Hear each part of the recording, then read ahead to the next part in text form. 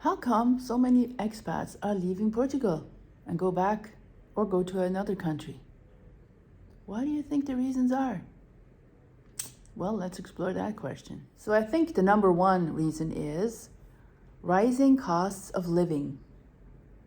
In the last few years, especially after COVID, the costs of the rent or buying a house, cost of the groceries, utilities, everything is rising. And granted, it's happening in all the countries, not just Portugal. But I think the reason of why somebody would leave because of this is because that's what's happening in their country they came from anyway. So why would they leave a country then they have to deal with the same here? They wanted to get away from that and have a more affordable life in their new country. So property prices have skyrocketed and rentals as well because the demand of foreign investors. Also tourism picked up. So I think the system just can't cope with all that. And if you don't have a higher income already, then you will suffer from this. Like, all the hotel accommodations and Airbnbs, etc., are all taken away from the housing market. So it hasn't balanced itself out yet. So there's too much of this and not enough of that. So I think that's one reason people are leaving, because if you can't afford comfortably to live here, why would you live here, right? So the next point is the taxes. Some of the tax schemes changed, like the NHR. So the expats have to pay higher taxes than they, thought they needed, or don't have to pay any taxes for a while, because whatever that NHR scheme was exactly, I don't know.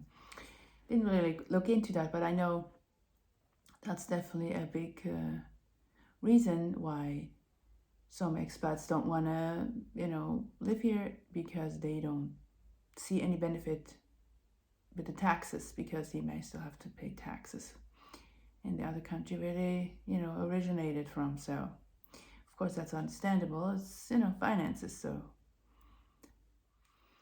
then there is the strain on the infrastructure because of the immigrants and the expats. So the services can keep up with the demand. So the projects that started and couldn't be finished, or there's a problem with the government's offices, like if you need a visa or anything like that. So there is a definitely good problem matching, like there's not enough people for the demand, either construction or in the service sector, I guess. So, and of course that can be frustrating if you want to, seek a relaxed lifestyle, because it's not very relaxing if there's a lot of conflict going on with you can't get the services you're used to, and things are not ready the way you wanted them to be. So yeah, like the roads maybe not to your standards, or puts a strain on healthcare, and the bureaucracy, like I said. So yeah, it's too much. Like, it's all the immigrants and the expats, and then there is the system that is not ready for them. So yeah, there's not enough people to deal with all this. So, and of course, like I said, if you want to have a relaxed lifestyle and easygoing, if you have always have to wait around for things getting done,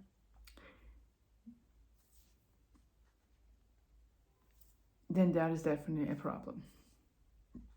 Next point is cultural and integration challenges. Yes, the Portuguese people are very friendly, very welcoming, and they're generally interested in you and where you're coming from, and what your motives, why you want to live here, live in Portugal. But the language barrier can be a problem because not everybody speaks English, and why should they? You're the immigrant, not them.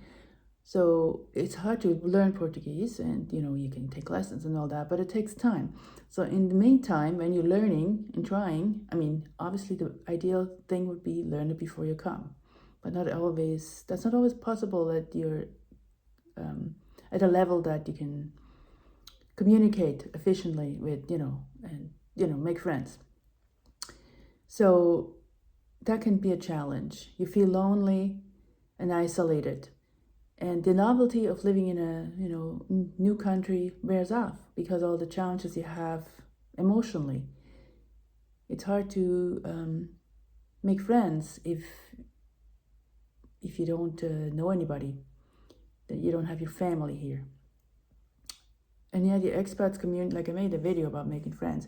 The expat community in this town is very active, and it's good to have support and give tips, and maybe they can point you in the right direction if you have problems, or you just we have so much in common, so you hang out and you nurture these friendships. And some of them are here for a long time, so they're very valuable friends, or maybe not friends, but acquaintances, because they can help you and decide if this is really the country you want to live in, and they can help you with certain services or point you in the right direction. So I think it's important to be realistic about this when you come on your own. If you come with a partner and a family, it's obviously a little different. And of course, you're always going to be homesick or thinking, oh my God, what have I done? But like I said, some people can't handle it, because this is already my third country, so I'm used to that. I don't have this bond to whatever country I came from, because I moved around so much. So yeah, so like I said, that's definitely one problem, is integrating into a new culture in a new country. Despite these challenges, Portugal still is one of the popular countries that are chosen for expats to live in. It still has great climate, lovely people, and somewhat affordable housing and living expenses compared to some other European countries. But if you want an advanced career or try to build a business here, it might be harder. Again, it depends what kind. Maybe even have a family here, it might be harder. So it depends very much individually, and as your immediate family, what your goals are and why you want to move to another country. So Portugal might not be for you, but again, you don't know really till you live here for a while. And I think there's no shame into admitting this was not it, and you go somewhere else, or you go back where you came from and start from scratch and figure out another place. It's still better than not doing anything, if you ask me. It's not failure, it's just growth, and you know more now than you did before. Yeah, I don't think it's like when you're in a marriage. You make mistakes and maybe things can't be fixed, but that doesn't mean it was a failure. No, you learned from it, and you grow, and you go on. So I hope that helps with you making a decision about Portugal. Make sure you subscribe, like, and share, and watch those other ones up here. Okay, coming out almost every week. So see you in one of these videos.